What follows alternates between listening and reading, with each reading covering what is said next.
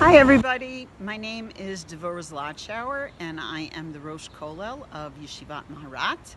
I spent a number of years teaching at Yeshivat Torah, and I'm honored to get the chance to learn with you the second chapter of Masechet Shevi'it, the tractate Shevi'it that deals with the topic of Shemitah. And our chapter will continue much of the work we saw in the first chapter.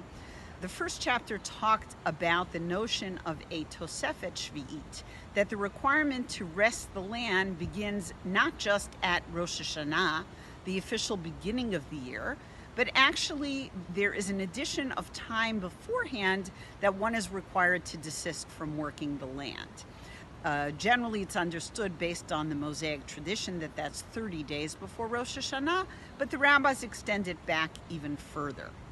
So we will continue to be talking about what it means for the land to rest or not to do labor during that period of time. The difference between the first and the second chapters is while the first chapter focuses on a Sdei Ilan, a field in which trees are planted, and defining what constitutes such a field, because you could plant grain in that field as well, our chapter begins by talking about a Sdei Lavan, a white field literally, but it means a grain field. And I want to focus with us on the first part of the chapter, which is going to talk about the prohibited agricultural labors. What milachot, what labors are actually forbidden during this year of rest? Like many other things, there's obviously a very clear parallel to the Shabbat, where the primary prohibition and the primary observance of Shabbat is the prohibition of melacha, the prohibition of certain types of labor. So when it comes to having the land rest, when it comes to the idea of having a Shabbat Shabbaton la'aretz, a rest for the land, Shabbat laHashem, a resting of the land for God, what is prohibited? So let's go back and speak a little bit about the verses. So the Torah here specifies two specific types of labor. One is planting the field. Sadcha lo tizra v'karmacha lo tizmor. You may not sow your field and you may not prune your vineyards, which would be the equivalent in a vineyard.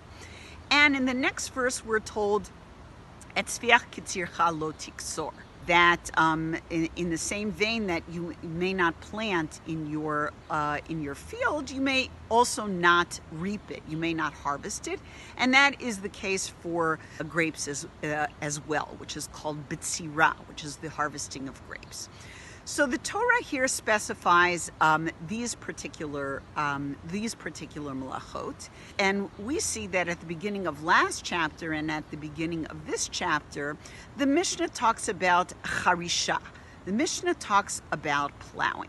And given that plowing is not mentioned specifically in the verses, I wanted to talk a little bit about why plowing is focused on here as a forbidden labor. And I think the idea has to do with the notion that not only is the land resting by not producing, but in fact the land itself needs to rest, right? That one does not till the land, right? That tilling or plowing being the most direct form of labor that one can do on land in order to have it then go ahead and produce. It's probably the first thing that's done. The Mishnah then also goes on to talk about other ways in which the land is improved, which cannot be done, and makes a distinction between those kinds of things and things which one is permitted to do in the previous period, which are there really to protect, right? Things like removing stones, spreading fertilizer, wrapping your trees, things that in fact will protect and kind of maintain what's going on. Those things are permitted.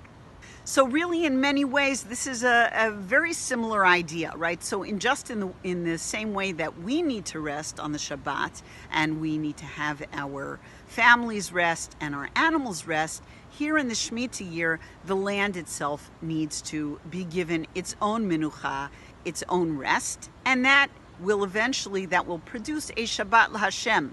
Similarly to the Shabbat of creation, where God rested, here too, we as human beings rest and leave the land alone and it is back in God's jurisdiction to tend to and to watch over the land. Wishing everyone a Shana Tova, a good year, most importantly a year of good health and all sorts of good things in this Shemitah year.